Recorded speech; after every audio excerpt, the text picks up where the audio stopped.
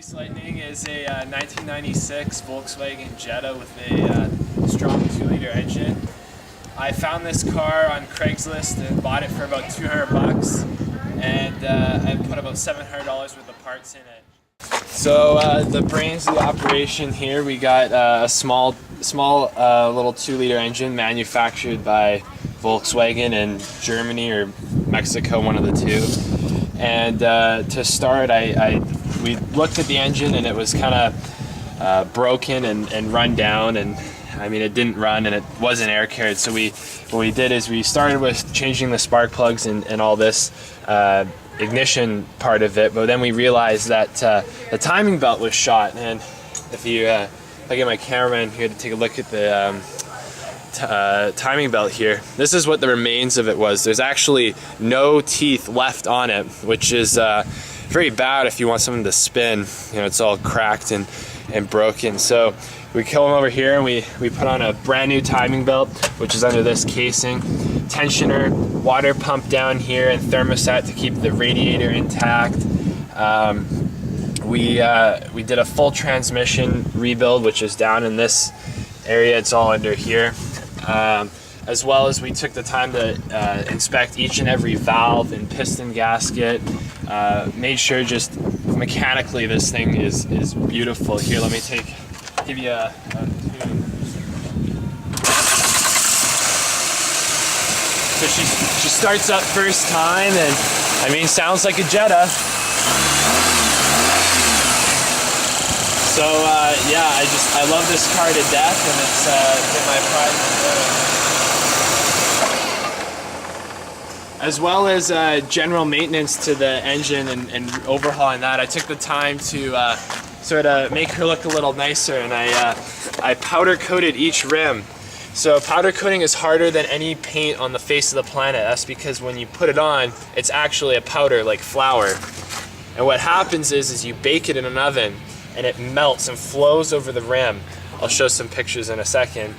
And it becomes harder than like any material that paint could ever replace. So it's really fabulous and really clean.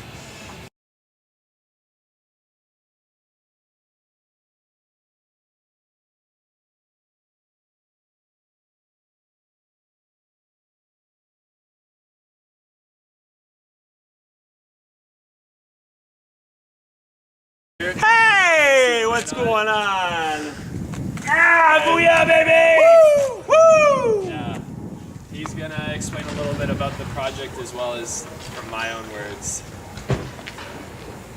I don't have too much to say. It was pretty easy. No, I'm kidding. Okay, bring here. See ya. Have a good weekend. Okay, bring it in. Bring it in. I'm gonna cut my head off, right? No. Good man. Good man. Okay, so we started grade 12, and the first thing Ryan said, Mr. Ryan, you know, I really want to learn a lot this year. And as he reflects now, his brain is literally ready to just pour out of the top of his skull because he has gotten so much out of this project. So ideally, he went out, bought a car, thought he was getting a good deal, had a blown timing belt. That's a huge job at a shop regardless. But you know, I can talk to you about the timing belt, and I can talk about all the work the engine's got, and the sensors, and the battery, and the powder-coated rims, and the exhaust work, the windows, the sunroof, even the windshield wiper rack. Right now, here, look. Hello, I'm not working. Right, like there's tons of stuff here that Ryan has done and will continue to do, but it's his drive not to give up when faced with adversity or a challenge. And that's what makes him such a strong candidate for this scholarship or any scholarship. He's amazing. He's in the top of the class this year for sure amongst all the automotive students. And there are Ryan and a couple of others. So again, we can go on and on about the project, which is super interesting to Ryan, super interesting to me, but is it super interesting to you?